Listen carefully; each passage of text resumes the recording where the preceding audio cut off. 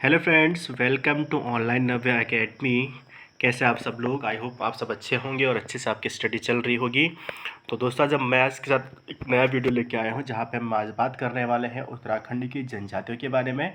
और उत्तराखंड की जनजातियों में सबसे पहले हम आज डिस्कस करेंगे इस वीडियो में थारू जनजाति के बारे में, क्योंकि उत्तराखंड की सर्वाधिक जनसंख्या वाली जनजाति जो है वो थारू है। इसी तरीके से इसमें अवरोही क्रम में यानी कि घटते हुए क्रम में हम लेके चलेंगे। तो पहला वीडियो आपके साथ आज डिस्कस करूंगा थारू जनजाति के बारे में, फिर उसके बाद आती है जौनसारी, फिर भोटिया, फिर बोक्सा और फिर राजी के बारे में। तो कम्प्लीटली आपका उत्तराखंड की जनजातियों से रिलेटेड जो टॉपिक हो जाएगा, जो डाउट्स हो जाएंगे, जो भी डाउट्स होते हैं वो सारे आपकी इन वीडियोस में क्लियर हो जाएंगे। तो चलिए स्टार्ट करते हैं आज का वीडियो और जानते हैं थारू जनजाति के बारे में। लेकिन उससे पहले कुछ चीज़ें यहाँ पे आपको ध्यान रखनी है जो इससे रिलेटेड हो सकती है। जैसे कि क्वेश्चन जो था पटवारी पेपर में, यानी कि पटवारी जो एग्ज़ाम है उसमें पूछा गया था, कूजा एक्ट के बारे में पूछा गया था। कूजा एक्ट जो है यानी कि कुमाऊं और उत्तराखंड ज़मींदारी उन्मूलन एक्ट जो था, कूजा एक्ट जो 1960 में आया था, 1960 में लाया गया था। साथ ही जो जनजातियों के लिए एक समिति जो बनाई गई थी, ठीक है, तो उत्तर प्रदेश सरकार द्वारा जांच समिति जो बनाई गई थी, एक सरकार यानी कि उत्तर प्रदेश सरकार के द्वारा गठित की गई थी, उसको बोला जाता है कोल्टा जांच समिति। कोल्टा जांच समिति जो थी वो 1956 में बनाई गई थी और इसके जो अध्यक्ष थे वो बलदेव सिंह आर्य थे। और केंद्र सरकार ने इसी के तर्ज पर केंद्र सरकार ने जनजातियों की पहचान के लिए एक समिति बनाई थी, लोकर समिति।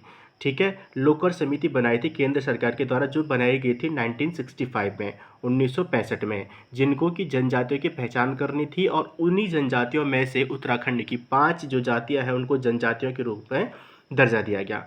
5 जो है यानी कि थारू, जौनसारी, भोटिया, बोक्सा और राजी जो है, 5 जनजातियों को लोकर समिति के द्वारा 1965 में जनजाति का दर्जा दिया गया। तो आपके पास क्वेश्चन डायरेक्टली बन सकता है कि जनजाति की पहचान के लिए केंद्र सरकार के द्वारा कौन सी समिति बनाई गई थी?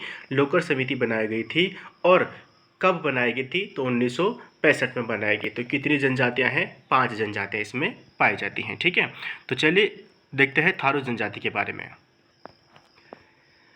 तो अब हम बात कर रहे हैं उत्तराखंड की प्रमुख जनजातियों के बारे में, जहां पर हम आज बात करने वाले हैं थारू जनजाति के बारे में। लेकिन इससे पहले इसका कुछ बेसिक जान लेते हैं, क्या क्या यहाँ पे किस प्रकार से जनजातियों का विभाजन किया गया है। ठीक है, जैसे कि आबादी के क्रम में आप देख रहे हैं, थारू जनजाति सबसे ज़्यादा है, उसके बाद जौनसारी, उसके बाद भोटिया, फिर बोक्सा और उसके बाद राजी। ठीक है, तो सबसे कम जनसंख्या वाली राजी हो गई और सबसे अधिक जनसंख्या वाली थारू जनजाति हो गई। इसी तरीके से हम देखेंगे सर्वाधिक अनुसूचित जनजाति वाला जिला जो है वो है उधम सिंह नगर, दूसरा है देहरादून, तीसरा है पिथौरागढ़, चौथा है चमोली और पांचवा है नैनीताल। और अभी ये क्वेश्चन डायरेक्टली पूछा गया था अपर पीसीएस के प्रीलिम्स में। ठीक है, तो अपर पीसीएस के प्रीलिम्स में ये क्वेश्चन डायरेक्टली पूछा गया था अनुसूचित जनजाति के बारे में। सबसे कम अनुसूचित जनजाति की जो जनसंख्या है वो आपका है रुद्रप्रयाग में सबसे कम है, उसके बाद टिहरी में, अल्मोड़ा, चंपावत और बागेश्वर। प्रतिशत की दृष्टि से अगर हम यहाँ पे बात करें, प्रतिशत की दृष्टि से सबसे कम अनुसूचित जनजाति वाले जिले जो हैं वो सबसे कम प्रतिशत है टिहरी में और अल्मोड़ा और पौड़ी। ठीक है, तो सबसे अब यहाँ पर आपके पास क्वेश्चन डायरेक्टली भी बन सकता है, और जैसे अभी उसने अपर पीसीएस में पूछा गया था, यूपीपीएससी के द्वारा पूछा गया था, तो उसने पूरी सीरीज पूछ ली थी ये।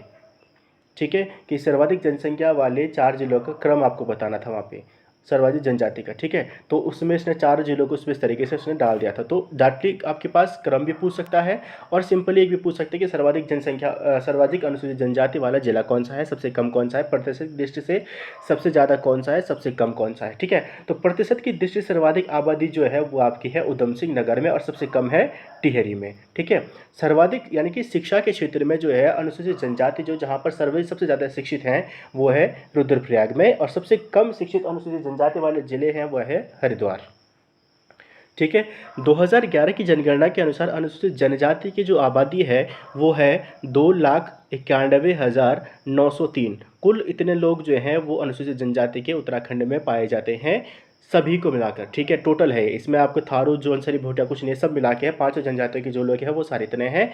और इनकी जो कुल आबादी है यानी कि उत्तराखंड की कुल आबादी के 2.9% है, 2.9% जो है इनकी कुल आबादी है प्रतिशत की दृष्टि से। ठीक है, भारत यानी कि उत्तराखंड की कुल आबादी के 2.9% है। तो अब इसमें बात करते हैं इससे आगे के बारे में, यानी कि जैसे कि इसमें साक्षरता आपके पास पूछा जा सकता है। तो अनुसूचित जनजाति की जो साक्षरता रही है 2011 के अनुसार जो रही है वो है 73.9, 73.9% जो है ये कुल साक्षरता है अनुसूचित जनजाति की उत्तराखंड की। ठीक है, इसमें से अगर मेल की बात करें, पुरुषों की बात करें तो 83.8% मेल जो है इसमें शिक्षित हैं, जबकि महिलाओं की बात करें तो 62.5% जो है महिलाएं इसमें शिक्षित पाई जाती हैं। ठीक है, 2011 की जनगणना के अनुसार। लिंगानुपात की बात करें, सेक्सुअल रेशियो जो इनका है यानी कि अनुसूचित जनजाति का, वो है 963 जो है वो सेक्सुअल रेशियो है। ठीक है, और इसमें अगर हम बात करेंगे तो विधानसभा सीट जो है आरक्षण जो रिजर्व जो की गई है, 2 सीटें रिजर्व की गई है, जिसमें आपके पास एक आती है चक्राता यानी कि देहरादून, और दूसरा आपके पास आता है नानकमत्ता। नानकमत्ता आपको कहाँ पे पड़ता है? उधम सिंह नगर में। ठीक है, तो 2 जगह से यहाँ पे यानी कि 2 अनुसूचित जनजाति की सीट आरक्षित है विधानसभा उत्तराखंड में। अभी यानी कि 2016 अभी नहीं 2016 में कुछ 3 क्षेत्रों को जो था अनुसूचित जनजाति का दर्जा दिया गया, जिसमें से आपके पास राठ क्षेत्र था। ठीक है, जिसके लिए राठ विकास प्राधिकरण की स्थापना की गई, जो कि पौड़ी में पड़ती है, जो जनजाति पौड़ी में पड़ती है। दूसरा है गंगाड़। गंगाड़ जो है वो पड़ता है टिहरी में, यानी कि गंगाड़ क्षेत्र जो है टिहरी के गंगाड़ क्षेत्र को ओबीसी का दर्जा दिया गया है, अन्य पिछड़ा वर्ग का दर्जा दिया गया है। और पैनखंडा ये चमोली में है, तो इसको भी अनुसूचित जनजाति का दर्जा दिया गया है। ठीक है, तो 2016 में 3 प्लेसेस जो हैं यानी कि 3 स्थान जो है उत्तराखंड के जिनको अनुसूचित जनजाति का दर्जा दिया गया, पौड़ी का राठ क्षेत्र, टिहरी के गंगाड़ क्षेत्र और चमोली का पैनखंडा क्षेत्र। ठीक है, तो बात करते हैं अब इससे आगे यानी कि थारू जनजाति के बारे में। ये तो हमारा सिर्फ बेसिक था, जो चीज़ें हमें यहाँ पे देखनी थी। अब हम बात करेंगे यहाँ पे थारू जनजाति के बारे में। तो थारू जनजाति जो है उत्तराखंड की सर्वाधिक आबादी वाली जनजाति है, जिसकी 90% जो जनसंख्या जो है वो उधम सिंह नगर में निवास करती है। ठीक है, और अधिकतम जो इसकी जनसंख्या है, सबसे ज़्यादा जनसंख्या यानी कि 90% के आसपास जो जनसंख्या है वो उधम सिंह नगर में निवास करती है। तो आपके पास डाटली क्वेश्चन ये भी बन सकता है कि थारू जनजाति की सर्वाधिक जनसंख्या जो है वो किस जिले में निवास करती है? तो निवास करती है उधम सिंह नगर में। तो उधम सिंह नगर के जैसे खटीमा हो गया, किच्छा हो गया, नानकमत्ता हो गया, सितारगंज आदि क्षेत्रों में, और इधर जो है यानी कि तराई भाबर वाले क्षेत्र में ये जाति जो है निवास करती है। साथ ही उत्तराखंड के अलावा उत्तर प्रदेश हो गया, बिहार हो गया, नेपाल में थारू जनजाति पाई जाती है। इनका मुख्य व्यवसाय स्थायी कृषक होते हैं और पशुपालक होते हैं और आखेटक होते हैं। ठीक है, स्थायी रूप से कृषि की खेती करते हैं ये। ठीक है, ये स्वयं को किरात का वंशज मानते हैं, किरात वंशी माना जाता है और महाराणा प्रताप के वंशज खुद को बताते हैं। ये लोग जो होते हैं कद में छोटे होते हैं और मंगोल प्रजाति के सबसे निकट होते हैं। समतल नासिका जो इनकी पहचान होती है, समतल नासिका वाले होता है। ठीक है, और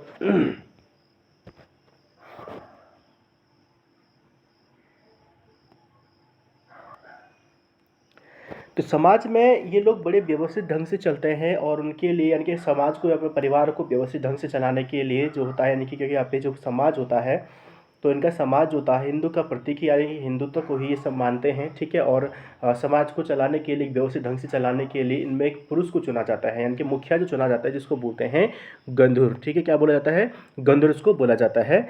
हिंदुत्व के प्रतीक के रूप में सिर पर क्या होता है? एक चोटी रखते हैं। ठीक है, जैसे कि ब्राह्मण लोग रखते हैं उसी तरीके से चोटी रखते हैं।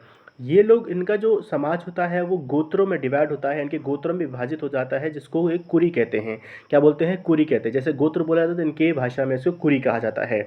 और इनके गोत्र होते हैं, बड़वायक होता है, रावत होता है, बट्ठा होता है, महतो और डहैत जो इनके प्रमुख जो हैं गोत्र हैं।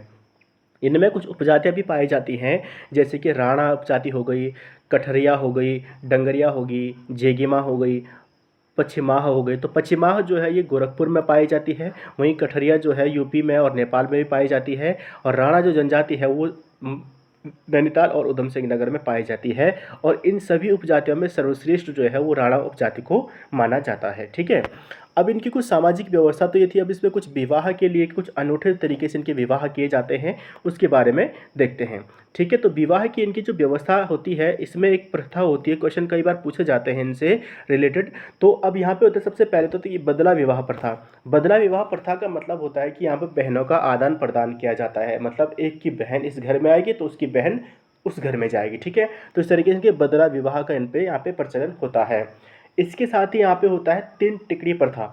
तीन टिकड़ी प्रथा जो होती है, अगर बहन नहीं है तो एक दूसरे की बहन की जगह पर यानी कि उनके स्थान पर किसी रिश्तेदार की लड़की से वो विवाह करते हैं। इसको बोलते हैं तीन टिकड़ी प्रथा। एक तो बदला विवाह प्रथा होगी जब आदान प्रदान होता है, और अगर किसी की सिस्टर नहीं है तो तीन टिकड़ी प्रथा वहाँ पे आ जाती है, यानी कि उसी किसी दूसरे की बहन की जगह जो होती है, यानी कि एक दूसरे की बहन की जगह पे किसी तीसरे यानी कि किसी अन्य रिश्तेदार की लड़की से वो विवाह करते हैं। इसको बोलते हैं तीन टिकड़ी प्रथा। ठीक है, यहाँ पर जो यानी कि जो विवाह करवाने वाले होते हैं, जो बिचौलिया जिनको बोलते हैं, ठीक है, और नॉर्मली भाषा में, ठीक है, और मध्यस्थता यानी कि मध्यस्थता बनाने वाले जो होते हैं उनको बोलते हैं मजपतिया। ठीक है, टिहरी सॉरी रिश्तेदार की लड़की से विवाह करने को यहाँ पर क्या होता है, तीन टिकड़ी प्रथा हो जाती है। दूसरे यहाँ पे होते हैं जो सगाई जो होती है, इनकी सगाई रस्म जो होती है, एक तो सगाई जब बात होती है यानी कि सगाई जब करते हैं तो उसको बोलते हैं दिखनौरी प्रथा। ठीक है, और सगाई जो रस्म होती है उसको बोला जाता है अपना पराया। ठीक है, सपना अपना पराया होता है सगाई रस्म को। अब यहाँ पे क्या होता है, जब विवाह तय हो जाता है, विवाह तय हो गया तो उसको बोला जाता है पक्की पोड़ी। ठीक है, विवाह तय होने को पक्की पोड़ी कहा जाता है। जबकि विवाह की तिथि अगर तय होती है तो उसको बोला जाता है बात कट्टी करना। क्या बोला जाता है, बात कट्टी करना। इसमें विवाह के बाद जब लड़की स्थायी रूप से लड़के के घर जाती है तो उस प्रथा को कहा जाता है चाला। क्या बोला जाता है, चाला प्रथा इसको बोला जाता है। यहाँ पे इसमें आपके पास विवाह के लिए यानी कि विवाह व्यतीत बात कट्टी हो जाता है, और विवाह इनके जो मुख्यतः होते हैं वो होता है माघ और फुलोरा दूज के समय जो होते हैं, इनके बीच विवाह यहाँ पर इनके समाज में पाए जाते हैं या होते हैं। चुटकटा तथा उठान विवाह का भी यहाँ पर प्रचलन है। उठान विवाह और चुटकटा विवाह जो है इसका भी यहाँ पर प्रचलन होता है। साथ ही इससे हमें एक बहुत बड़ी यहाँ पे चीज़ देखने को मिलती है कि इनमें विधवा विवाह का प्रचलन देखने को मिलता है। विधवा विवाह के प्रचलन में एक चीज़ होती है जिसको बोलते हैं लठ भरवा भोज। ठीक है, तो ये क्वेश्चन आपके पास बन सकता है।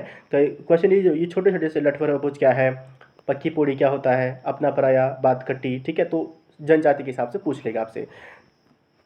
या जैसे अगर आप पीसीएस मेंस की अगर आप तैयारी करते हैं तो पीसीएस मेंस में आपके पास सामाजिक स्थिति से रिलेटेड आपके पास समाज का जो है वो उत्तराखंड के समाज के बेहतरीन उदाहरण में इनकी जो विवाह व्यवस्था हो गई, अलग अलग जो डिफरेंस पाया जाता है तो उनको आप वर्णन कर सकते हैं। तो विवाह जो विधवा लड़की होती है उसका विवाह जब होता है तो उसका पिता जो होता है अपने बिरादरी को भोज देता है, मतलब खाना खिलाता है, उसको बोलते हैं लठ भरवा भोज। ठीक है, इसमें सबसे बड़ी एक और दूसरी प्रथा है, उसमें बोला जाता है उरारी प्रथा। उरारी प्रथा जो होती है वो है महिलाओं को तलाक देने का अधिकार। तो महिलाओं को भी यहाँ पर तलाक देने का अधिकार है, जिसको इनकी भाषा में उरारी कहा जाता है। ठीक है, नेक्स्ट देखते हैं इसमें इनकी वेशभूषा और इनका भोजन क्या क्या होता है। ठीक है, और मेन तौर पे जो इनकी जो पुरुषों का जो इनका परंपरागत वस्त्र होता है, लंगोटी पहनते हैं, अगा और कुर्ता भी ये लोग पहनते हैं, और चावल से निर्मित, और स्त्रियाँ जो होती है, स्त्रियों का जो परंपरागत जो वस्त्र होते हैं जैसे रंगीन लहंगा पहनती हैं, काली ओढ़नी और चोली और बूटेदार कुर्ता हो गया, शरीर पर गुदना गुदवाते हैं, टैटू जो होते हैं बनाते हैं। ठीक है, टैटू भी ये लोग बनाते हैं शरीर पर। तो इसमें चावल से निर्मित मदिरा जो इनकी बनाई जाती है, बनाते हैं, इसको बोला जाता है जाड़। क्या बोला जाता है, जाड़ ये बोलते हैं। और होली इनका जो है वो सांस्कृतिक महोत्सव के रूप में ये मनाते हैं, जहाँ पर उजली होली और बैठकी होली का प्रचलन पाया जाता है। मुख्य भोजन इनका चावल और मछली है, और वनों में आखेट करने को ये बोलते हैं खाबर कहते हैं। वनों में आखेट करने को खाबर कहते हैं। और दीपावली थारू जो होते हैं, दीपावली जैसे अगर राष्ट्रीय त्यौहार हमारा है तो इसके एक महीने बाद ये क्या करते हैं, दीपावली मनाते हैं, और शोक पर्व के रूप में ये लोग मनाते हैं। बजहर जो होता है थारुओं का प्रमुख त्यौहार होता है। बजहर थारुओं का प्रमुख त्यौहार है जो कि बैसाख या ज्येष्ठ माह में इनके द्वारा मनाया जाता है। ठीक है, तो इसका प्रमुख त्यौहार क्या है, बजहर है। दीपावली को शोक पर्व के रूप में कई बार क्वेश्चन पूछा गया है ये। ठीक है, तो इनको आप ध्यान रखेंगे कि कौन सी जनजाति जो है शोक पर्व के रूप में दीपावली को मनाती है। ठीक है, अब इनकी थोड़ा देखते हैं धार्मिक परंपराओं से रिलेटेड क्या क्या इनके फैक्ट्स हो सकते हैं, उनके बारे में थोड़ा जान लेते हैं। धार्मिक परंपराओं की यहाँ पे बात करें तो इनका जो समाज होता है वो पितृवंशीय और पितृ स्थानीय होता है, यानी कि पिता जो होता है प्रमुख होता है। जैसे ही मैंने आपको पहले बताया था कि इनकी समाज में क्या होता है कि परिवार को व्यवस्थित रखने के लिए एक पुरुष चुना जाता है, योग्य पुरुष चुना जाता है, जिसको गंधर्व बोला जाता है। ठीक है, परिवार को व्यवस्थित ढंग से चलाने के लिए। अब यहाँ पे क्या होता है कि पितृ सत्तात्मक होता है, पितृवंशीय होता है, पितृ के वंश पे ही मान। लेकिन महिलाओं की स्थिति को भी नकारा नहीं गया है। महिलाओं का भी स्थान जो है वो पुरुषों की अपेक्षा उच्च यहाँ पर मिलता है। मातृ सत्तात्मक यानी कि पितृ सत्तात्मक और मातृ सत्तात्मक दोनों प्रकार का यहाँ पर इनका समाज देखने को मिलता है। इनके अगर इष्ट देवी देवताओं की बात करें तो इनके इष्ट देवता होते हैं खड़गाभूत, पछावन, काली, राकत, कलवा, नगरयाई देवी, भूमिया जिसको बड़ा बाबा के नाम से भी जानते हैं, ठीक है, बड़ा बाबा भी बोलते हैं, और कोरोदेव। पशुओं की रक्षा के लिए लोग ढोर चांदी देवी एवं नगरयाई देवी की पूजा करते हैं और फसल की रक्षा के लिए जगमथिया देवी की पूजा करते हैं। वहीं शिकार की देवी के रूप में ये बाघेश्वरी देवी की पूजा भी करते हैं। इनमें 4 प्रकार की पूजाएं होती हैं। 4 प्रकार की पूजा, जैसे कि हरिया पूजा होती है तो धान की बुवाई के बाद जो होती है, जिसको दशहरा पूजा भी बोलते हैं, ठीक है, धान की बुवाई के बाद ये होती है, जिसको हरिया पूजा बोलते हैं। चेचक या छोटी माता जैसे बीमारी को दूर भगाने के लिए ये शीतला देवी की भी पूजा करते हैं। और भूमिया देवता या बड़ा बाबा, यानी कि भूमिया देवता यानी कि जो बड़ा बाबा का जी को भी बोलते हैं, यानी कि बड़ा बाबा के नाम से भी इनको जाना जाता है, का चबूतरा, यानी कि जो कहते गढ़वाल बोलते हैं ना, चबूतरा वाले जिनके घर के बाहर एक स्थान दिया जाता है जो प्रत्येक थारुओं के घर के सामने मिलता है, जहाँ पर ये अपनी श्रद्धा के अनुसार पूजा के समय नारियल हो गया, मुर्गा हो गया, यानी कि बलि जो होते हैं वो आदि चढ़ाते हैं यहाँ पर, ठीक है। इसमें इनके जो राजनीतिक व्यवस्था है, तो राजनीतिक व्यवस्था में यहाँ पर 4 प्रकार के अधिकारी पाए जाते हैं थारुओं में। तो 4 प्रकार के अधिकारियों में इनके, जैसे कि अभी क्वेश्चन राजनीति से कई बार पूछ लिया जाता है क्वेश्चन के इनमें, तो इसमें थारुओं की 4 प्रकार के अधिकारी यहाँ पे पाए जाते हैं, जिसमें मुख्य चौधरी या महतो होता है, जिसको बोलते हैं, जो मुख्य अधिकारी होता है उसको चौधरी या महतो उसको बोला जाता है। और उसकी सहायता के लिए अन्य अधिकारी होते हैं, जैसे कि बड़धेर हो गया, भले मानस हो गया, चौकीदार आदि होते हैं। पंचायती के अधिकारी जो होते हैं, पंचायती के अधिकारी में चौधरी हो गया, बड़धेर, भले मानस, और इस तरीके से क्या होता है, ये इनका क्रम होता है। तो सबसे ऊपर बड़ चौधरी हो गया, फिर बड़धारी हो गया, बड़धेर हो गया, फिर भले मानस और फिर चौकीदार इसमें आ जाते हैं।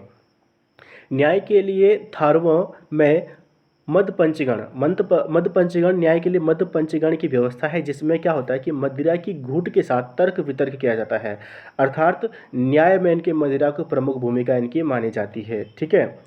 थारुओं में एकाकी और संयुक्त प्रथा मिलती है। थारुओं की अपनी कोई भाषा नहीं है, लेकिन ये भावरी हो गया, मिसित पहाड़ी हो गया, अवधी, नेपाली आदि भाषा ये बोलते हैं।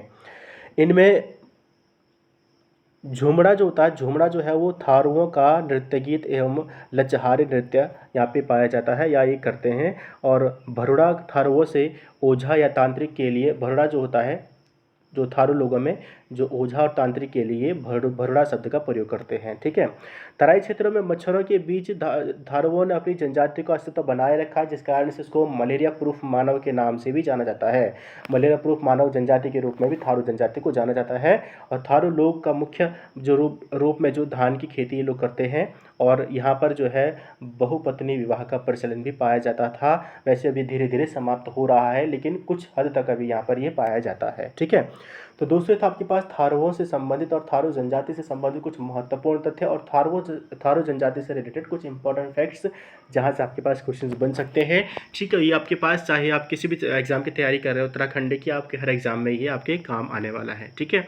तो वीडियो कैसा लगा ज़रूर बताएं। मिलते हैं जल्दी नए वीडियो के साथ, जिसमें हम बात करेंगे जौनसारी जनजाति के बारे में। तब तक के लिए जय हिंद, जय भारत।